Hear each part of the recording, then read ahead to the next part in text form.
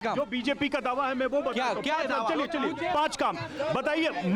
रुकिए, मोदी सरकार के बोलता हूँ 5 नहीं 5,000 अरे 5 बता दीजिए उनको। आयुष्मान भारत जो जिसके कारण हर गरीब को यहाँ पे बीमारी के वक्त मुफ्त इलाज मिला है, हर गरीब को मिलता है।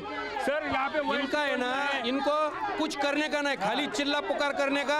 मोदी जी के और बताइए ना मोदी सरकार के काम सर नेशनल हाईवे मैं बोलता ना, MIDC जो गरीब लोग हैं उनको साइकिल मिली, किसी को कान का ये मिला, सब 55,000 वस्तु मिली। विकास नहीं कांग्रेस के जमाने में हुआ, नहीं बीजेपी के जमाने में हुआ।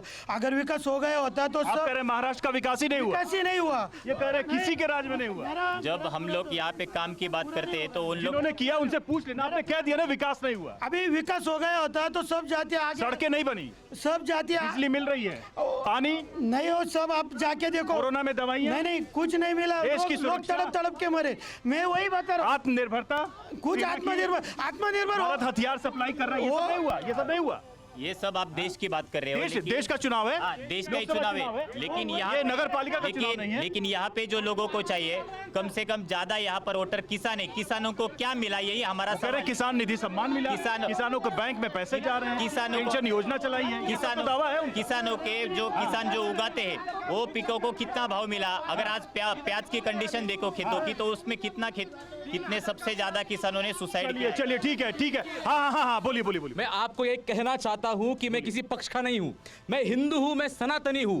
हमें विकास नहीं चाहिए, हमें हमारी लड़कियों की, हमारी बहनों की सुरक्षा चाहिए, हमें मंदिर चाहिए। हमें 3 नहीं, अपितु हमारे जो 3,000 मंदिर तोड़े गए थे मुगल आक्रांताओं के कारण, वो हमें पूरे के राम मंदिर बंद तो गया। राम मंदिर हमारे, आप इमेजिन करिए, एक आप बॉडी लीजिए, उस बॉडी पे आप इनगिनत वार सोचिए। वो वार इतने 2000 सालों में मुगल आक्रांताओं और ब्रिटिशों के द्वारा किए गए। राम मंदिर उन ये कह रहे हैं कि हिंदुत्व का मुद्दा चलेगा महाराष्ट्र में। नहीं हिंदुत्व का मुद्दा आप ये खाली आप महाराष्ट्र में मराठा फैक्टर ही चलने वाला है। वो जब हिंदू की बात होगी, हम सब एक है, सनातन की बात होगी, सनातन की बात होगी, हम सनातन सब की एक है, बात सावरकर की बात होगी, सावरकर की बात होगी, सावरकर की बात होगी। आज आप महाराष्ट्र में बोलेंगे तो यहाँ पे आरक्षण का मुद्दा बहुत ही गंभीर है।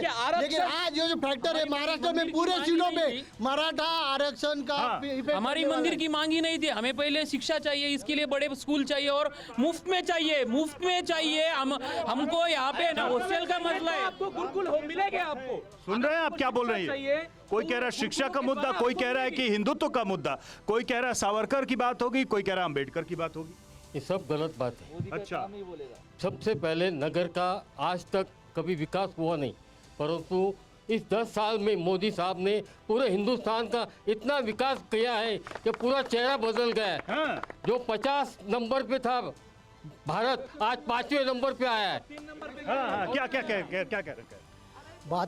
बात की बात अलग है, मगर मैंने जो इधर के सांसद है उनके खिलाफ एक इनाम रखा था कि पिछले 5 साल में सांसद डॉक्टर सुजय विखे पाटिल ने हमारे किसान हो, कामगार हो, कुछ भी हो, उनके साथ बात की है। ऐसा एक कॉल रिकॉर्डिंग दिखाओ, वो किसी से बात ही करते नहीं। ठीक है, हाँ बोलिए क्या कह रहे हैं? हाँ बोलिए। बीजेपी के शीर्ष नेता स्वर्गीय गोपीनाथ जी मुंडे, ये बीजेपी के, कल की रैली में विरोधी पार्टी ने उनका चेहरा क्यों वापरा? मुझे एक चीज बताइए। क्यों? अरे सुनिए, एक चीज बताइए। अच्छा, एक चीज बताइए। एक मिनट। हाँ। और पिछले 1978 से 94 तक कांग्रेस की सरकार थी, उसमें 4 वक्त शरद पवार एनसीपी गुट के जो नेता है वो मुख्यमंत्री थे। उन्होंने मराठों को आरक्षण क्यों नहीं दिया? और अभी पिछले 10 साल से क्यों मांग रहे हैं? तो मैं कह रहा हूं, ये बार बार आरक्षण की बात की जा रही है। ये देश का चुनाव हो रहा है, लोकसभा का, इसमें हम ये चुन रहे हैं कि प्रधानमंत्री अगला कौन बनेगा।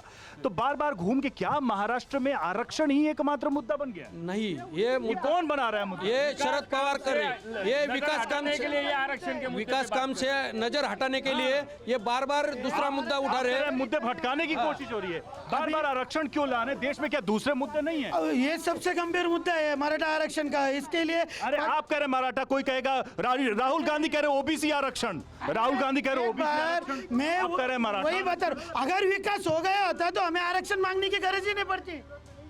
क्या चल रहा है ये? कोई कह रहा है मराठा, कोई कह रहा है ओबीसी। मुझे ये सीधे सीधे बताइए कि राहुल गांधी ने कहा कि हम जातियों की गिनती करेंगे, वो तभी भी नाराज है। राहुल गांधी कह रहे हैं हम ओबीसी बनाएंगे, वो तभी भी नाराज चल रहे हैं। चक्कर क्या है? आप लोग सब वादे कर रहे हो, फिर भी वो कह रहे हैं कि आप लोग झूठ नहीं बोल रहे हैं। नहीं, वादे किए लेकिन वो साबित हुए क्या, मुझे ये पूछना है। किसने क्या कहा नहीं, इस पे? राहुल गांधी कह रहे हैं ना। नहीं नहीं, वादे आप किसके साथ? वादे, मैं वही पूछ रहा हूँ आपको, वादे किए वो पूरा किए क्या?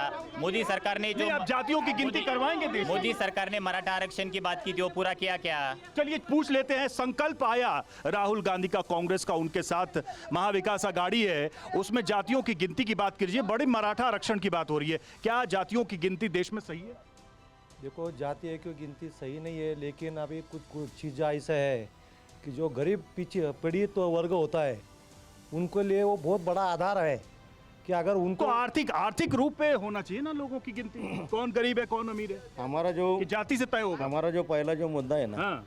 जो हमारे दांगड़ साहब ने जो कहा है हम्म, कि जो हमारा जो मराठा आरक्षण का जो मुद्दा है, हम्म, हमको शिक्षा में जो आरक्षण जो चाहिए, हम्म, हम उसके लिए तो लड़ रहे, हम्म। लेकिन तुम यहाँ क्या कर रहे हो? पहले आरक्षण दे रहे, फिर उसको भी कोर्ट में हाँ, भेज रहे, हाँ, आरक्षण बोलिए। उड़ा रहे हमारा। आरक्षण की ही बात हो रही है। घूम फिर के कई लोग तो सिर्फ उसी पे टिके हुए, घड़ी वहीं पे